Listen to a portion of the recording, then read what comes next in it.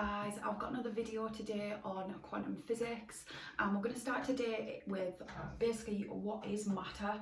So matter is anything that can be touched, and matter is made up by space and electromagnetic fields.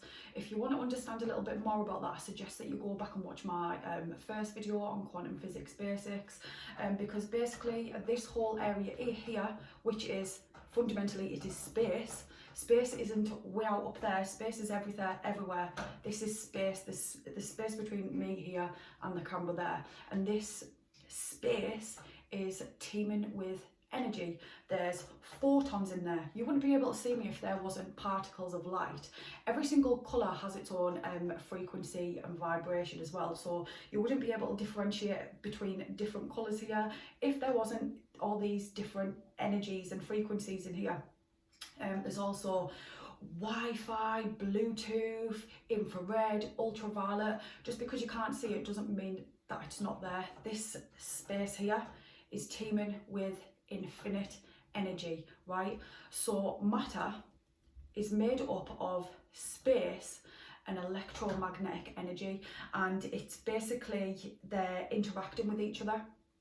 And now you've probably heard of a scientist called Nassim Haramein, and he's came up with the equations now that proves that basically over the years science has been compartmentalized, and it's been separated into biology, chemistry and physics, but basically all science is one. It's a unified field. It's all quantum physics. Basically it's all connected through the quantum vacuum fluctuation, which is the ether. The ether is the fundamental energy of the full universe.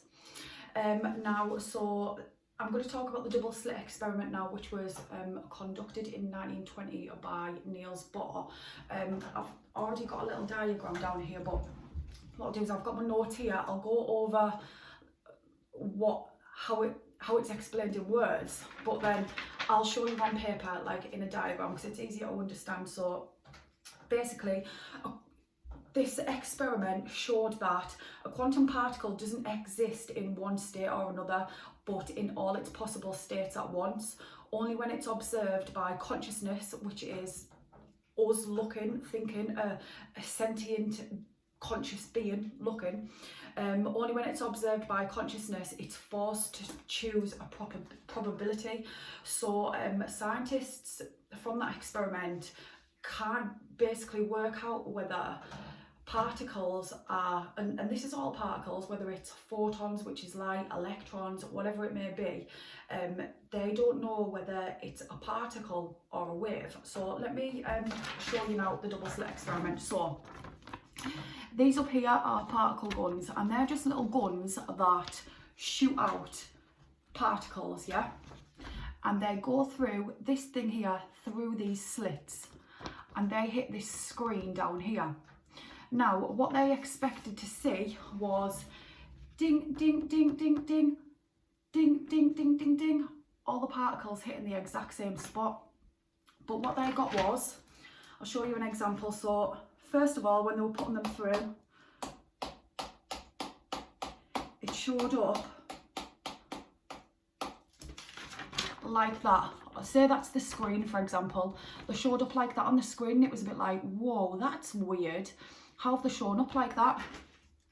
Then over time, the more and more that they thingied particles, it started showing up like this.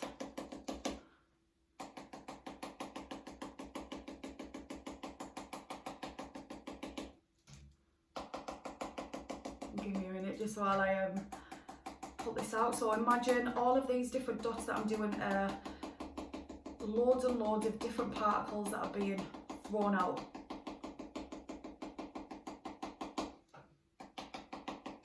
Right, so I hope that you can see what I'm trying to get to here, but then all of a sudden it created a pattern on here, and they were all lining up like this, and there's still other ones in the middle, but fundamentally the more and more that they shot at it, these bands got thicker and thicker with particles.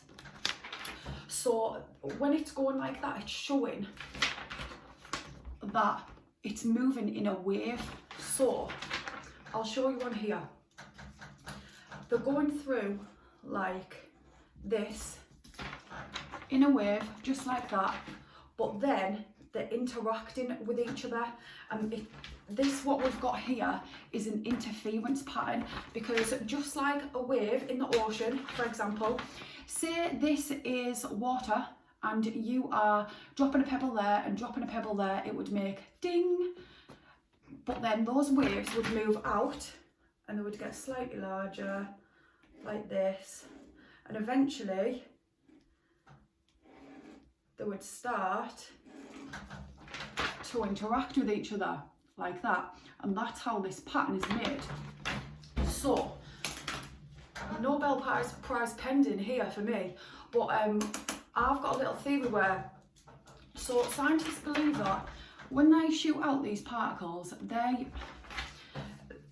think that the particle chooses whether it's a wave or a particle when it hits the other end. But my theory is it's both a particle and a wave at the same time. Let me demonstrate to you. So they believe that they're shot out in a straight line like this. Dot, dot, dot. Yeah, just like this in a straight line. But my theory is that they don't move in a straight line like that. They actually move like this. Yeah, so scientists think that they move like that, but I believe that they move like that in a wave. They're both a particle and a wave at the same time.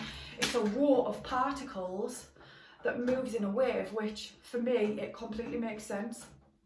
Everything is a frequency, literally everything. And also, this energy around us, this space around us is teeming with energy. There's already infinite amounts of different waves all interacting with each other here. So it wouldn't make sense for, if you shoot a particle, for it to just move in a straight line. So, you know, defo getting a Nobel Prize for this one day. Someone sent this to Nassim Haramein. But yeah, so particle wave duality here. I hope you can understand this. I'll go deeper into it next time, but I'll leave it here today because I don't want to fill your head too much and confuse you too much. But yeah, I'll do another one for you soon. So love yous. Bye.